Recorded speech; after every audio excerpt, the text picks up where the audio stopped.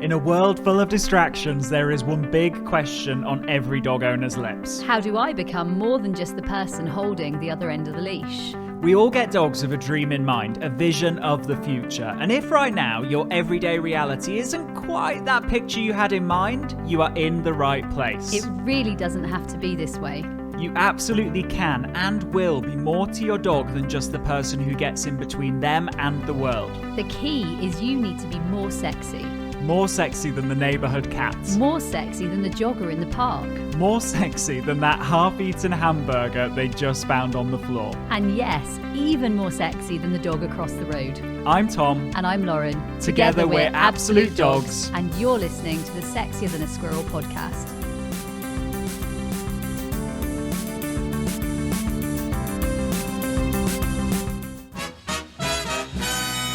Hello and welcome to the Sexier Than a Squirrel podcast, the podcast that teaches you how to make the very best decisions for your dog and unlock that dog owning dream. Now we have a real life question from Heather Turner. She's one of our game changers. She's part of the Absolute Dogs community.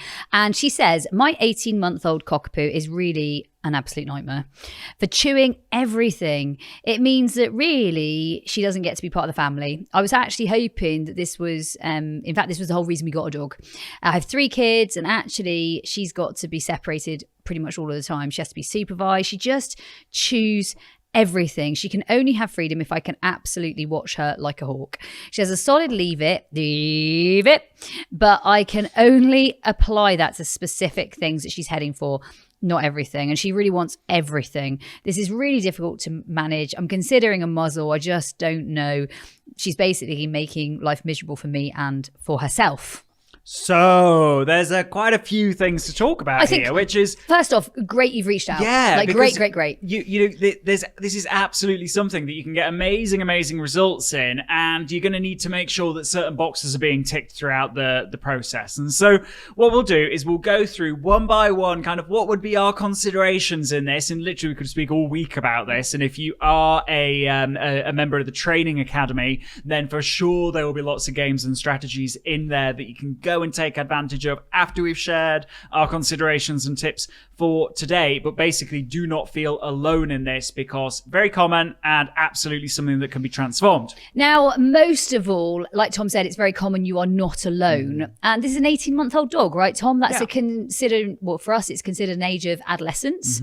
Adolescence, probably not the easiest stage to be going through. Definitely throws you some challenges. And actually, in all of the challenges that I've been thrown from dogs, this really isn't the worst one, right? This is manageable. This is doable. And we know that there are lots of strategies. So Tom and I are going to do a bit of a tips tennis. What sort of things can we do? What sort of things can we manage, help with? How can we make you and your dog feel a little bit better? So first tip is, first of all, I think we need to do a bit of like a temperature check on how calm is your dog in the house? What's their arousal level set at? You know, if we said 0 is fast asleep, 100 is pupils dilated, lights on, no one's home making crazy choices, what would be the average, right? And you know, chewing and grabbing at things and stealing things and putting things in their mouth, those behaviors and those choices would really be a kind of linked to higher arousal levels. And I think one approach that we'd consider and that would kind of make part of this plan is actually saying, if we can get that, whatever number you decided it is, down towards, an average of 20 or an average of 10 or an average of 5, what you'll find is the chewing will disappear as a result of setting the arousal level right. Now, how might you do that? Well, we've got a great YouTube video on how to teach your dog to be calm. There's 3 steps involved. And so if you head over to our YouTube channel, Absolute Dogs, and search for Calmness, you'll find a few video lessons in there. Second thing to think about is, I know you mentioned 3 kids and you know, obviously your dog's also 18 months old. What activities are we filling the day with? Could it be that we're inadvertently saying to our dog, your arousal level should be set that high because we're doing loads of exciting and fun things? Or are we actually saying, no, this needs to be a spa situation? So consider their lifestyle, watch the YouTube channel videos, and really stick a number on it so that you can track it. What is the average arousal level from 0 to 100 that your dog is showing in day-to-day life? I think the second one for me, reading reading your lovely message is that you seem to be very hard on yourself, and you seem to be very hard on how the whole scenario is going. And I would say we need to sort of reassess or let go of some rules, because it sounds a bit like your rule is that this dog must do this and that and the other, and you're making it almost incompatible and hard for yourself. And when you're making it like this, it's very easy to set yourself up to fail. And when you set yourself up to fail and you do fail, then you start to become sort of in a pattern or a cycle of fail. And then you kind of get a bit upset about that, and then you harden yourself, and it just sort of gets a bit worse. So I suppose my feeling would be, let's interrupt that pattern. Let's take a step back. Let's say that you're a really good owner for your dog. Let's say that your dog actually sounds like if this is probably the biggest struggle, then you're not doing bad, because 18-month-old dogs can be challenging. And I suppose give yourself a bit of a healthy pat on the back and a bit of self-care, because as much as we absolutely want to dog train here, we know that you are the dog trainer. And if you don't look after yourself, there's no way that your dog is going to thrive, because you're probably not thriving either. So I think it's about acknowledging your part in this. And if you can put you in a better space, I think we're all onto a winner. Yeah. Next tip is, and you've probably read this, we've all been told this at one time, and it can kind of go down the wrong path, and that is make sure that your dog has their own toys that they can chew, so they're not chewing human stuff. Now, the challenge is with this, how this is kind of conventionally delivered and advised, is that your dog should have a variety of different toys, and they should be freely available, so that they should chew them rather than your stuff. The challenge is, if we think about this from a dog's perspective, how really do they know the difference? So, and for me, like sensible things like a marrowbone, having a marrowbone to sit and chew on, my dogs will absolutely happily do that for hours on end, Tom. Hours on end. And yet, if we have a variety of toys that all look different and all slightly, slightly different from each other in a big variety, then what's the difference between one toy and one of your children's toys? A soft, fluffy dog toy and a soft, fluffy cushion. Children's teddy. Yeah. Right? And a soft, fluffy or cushion. the sofa. I've got a brilliant example. You know what? We were on holiday, and I met this lady. She had a little French bulldog, and she said to me, "This is the most amazing French bulldog. This is the most amazing French bulldog, Bonnie and Clyde." She had Bonnie and Clyde. And she said, "But every time I come home, Bonnie has she's like, I love my cushions. She's like, I collect my cushions." She said, "I'm a cushion collector." And Bonnie literally sends it into some sort of like snowfest.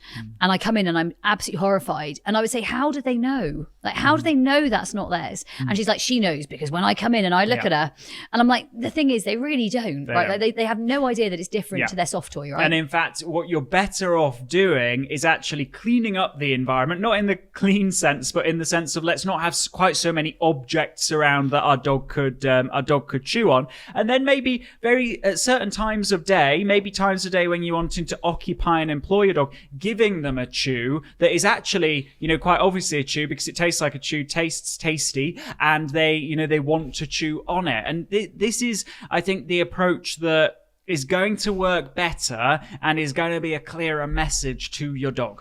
And I think it's really important that you acknowledge my dog needs clear messages and clear boundaries. And these clear boundaries are going to help. Yeah. And actually, my next one probably comes up with management here. I would say crated, gated, or being sensible anytime you're not supervising, and not feeling bad about it, because I know that it really, really, really will work, and there will come a time where you need none of them. But actually, like my dogs never attempt to come upstairs, and we took the stair gate off, so they never attempt to run up the stairs. They just don't. If they come up, they're carried, but they don't actually ever run up, because they know that's not something they do.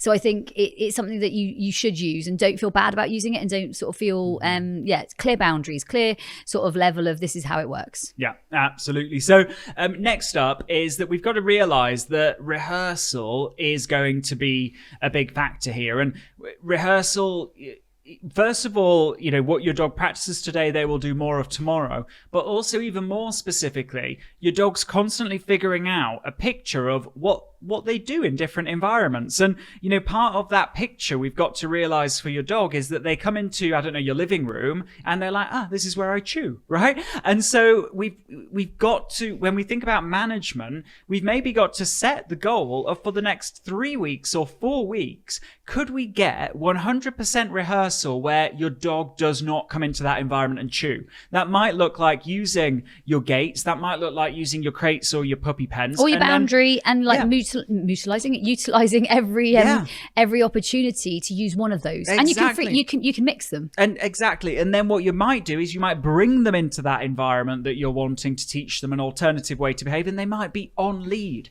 or you might take them off lead and you might employ them in something that you do want them to practice, like being on a boundary, or I don't know, doing some level of training, maybe just lying by your side and being rewarded for that, maybe cuddling on your lap. Think about 10 different things that they could do in that environment that if they picked those things to do, it would bring a smile to your face. And then make sure for the next 3 to 4 weeks that when they come into that environment, you set it up that they do one of those 10 things. You can bet that at first, maybe day 1, it'll be really difficult. It's going to be an uphill battle because they're looking for things to chew.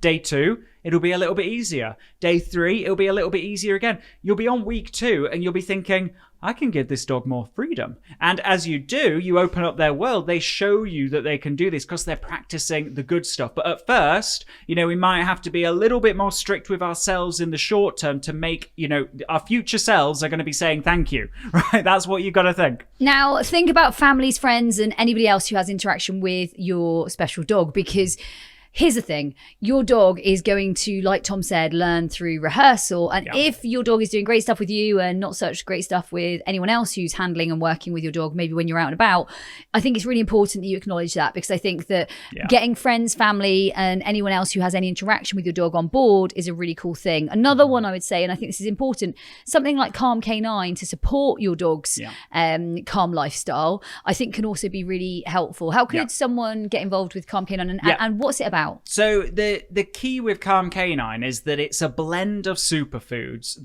The way that I like to think about it is if your dog's brain health and gut health are not optimal, then your training is not going to be as effective. And when we're thinking about, you're really struggling, I would imagine that you're going to put this energy and you're going to put this effort in. And if you could make that effort maybe every ounce of effort you put in, it's 20% more effective, then you're going to do that. And that's where your dog's brain and gut being receptive to that is important. So Calm Canine is a blend of superfoods. It's not a sedative.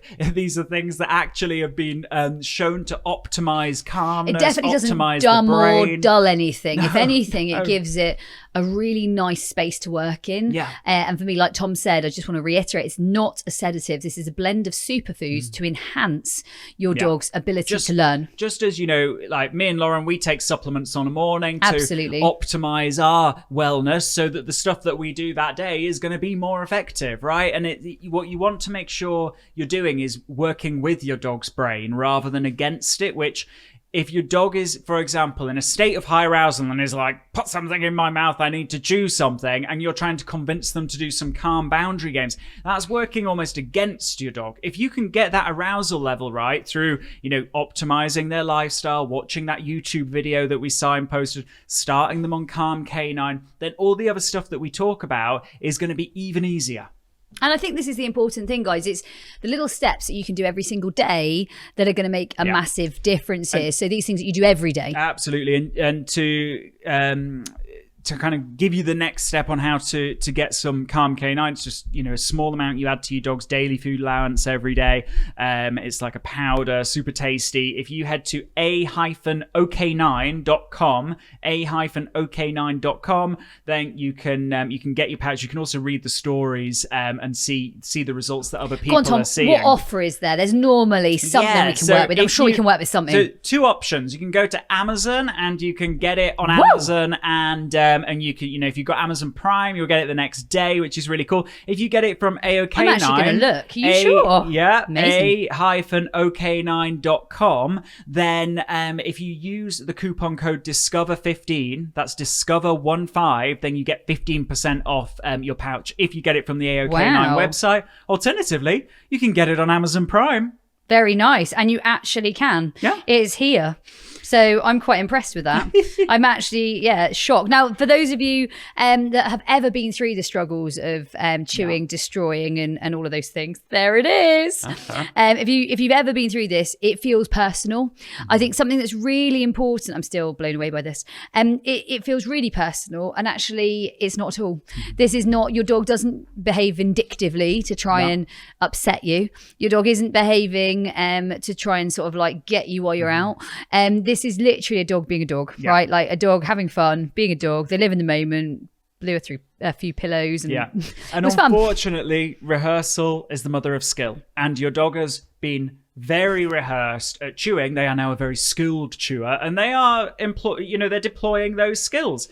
Why don't we teach them some new skills? Let's think about what we do want, and then let's be really strict with ourselves and probably our family in this case, and actually let's set up for we're all going to commit to the next 3 weeks.